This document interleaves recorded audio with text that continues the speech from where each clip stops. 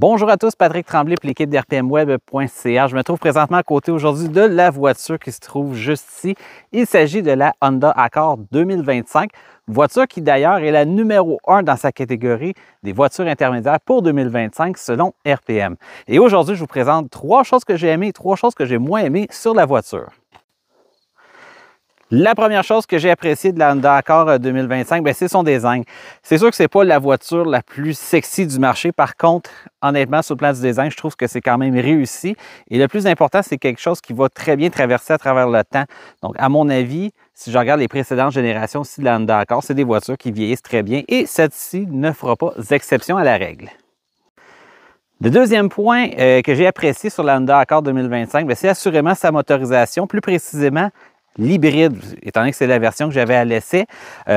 Honnêtement, au niveau, j'ai trouvé que c'était bien calibré, un bon mariage avec la transmission CVT aussi. Le rendu au niveau de la conduite, c'est très intéressant.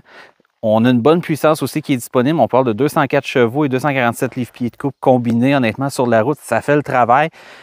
Puis, au niveau de la consommation d'essence, c'est sûr qu'on a un véhicule hybride, donc on s'attend à avoir une consommation qui va être réduite.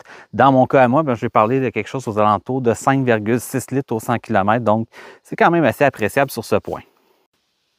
Et le troisième point que je voulais vous parler, que j'ai apprécié sur la Honda Accord 2025, c'est assurément l'espace. C'est une berline intermédiaire, on a beaucoup d'espace autant à l'avant, à l'arrière pour accueillir les passagers, on a des bons dégagements. Et au niveau du coffre, on a 473 litres, donc c'est plus élevé que ce qu'on retrouve au niveau de sa compétitrice principale, la Toyota Camry. Et aussi, dans le cas de la Honda Accord, il faut dire qu'on a des sièges qui se rabattent à la façon 60-40 pour nous donner encore plus d'espace pour des objets plus longs. Donc, c'est un bon point pour la Honda. Au niveau des choses que j'ai moins appréciées sur la Honda Accord 2025, c'est au niveau de la disponibilité du rouage. Donc, comme on sait, une Honda Accord 2025 est uniquement disponible avec un rouage en traction, ce qui n'est pas le cas du côté de la Camry qui est offerte en traction ou rouage intégral. Donc, ça représente un désavantage pour la Honda Accord 2025. Au niveau du deuxième point que j'ai moins apprécié sur la Honda Accord 2025, c'est au niveau des appuis-têtes ici à l'arrière. Comme on peut le voir, ils sont assez imposants. C'est pratique pour les passagers à l'arrière, c'est sécuritaire aussi en même temps. Mais lorsqu'il n'y a personne à l'arrière, ça représente un désavantage pour le conducteur parce qu'à ce moment-là, ils sont fixes après le dossier. Donc, ils vont venir obstruer le champ de vision et on n'a pas la possibilité de les rabattre étant donné qu'ils sont fixes. Donc, ça représente un désavantage, à mon avis, pour la Honda Accord 2025. Le troisième point que je voulais vous parler, que j'ai moins apprécié ou qui est moins appréciable sur la Honda Accord 2025, c'est assurément au niveau de la gamme de prix. Donc, il faut être prêt à débourser un montant quand même assez élevé pour se procurer la berline intermédiaire de Honda.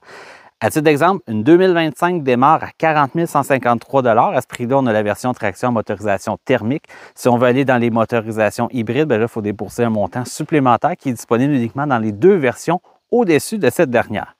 Et si on la compare, par exemple, à la Toyota Camry, qui est encore là sa compétitrice directe, un modèle à traction, mais avec une motorisation hybride d'emblée, elle démarre à 37 181 $.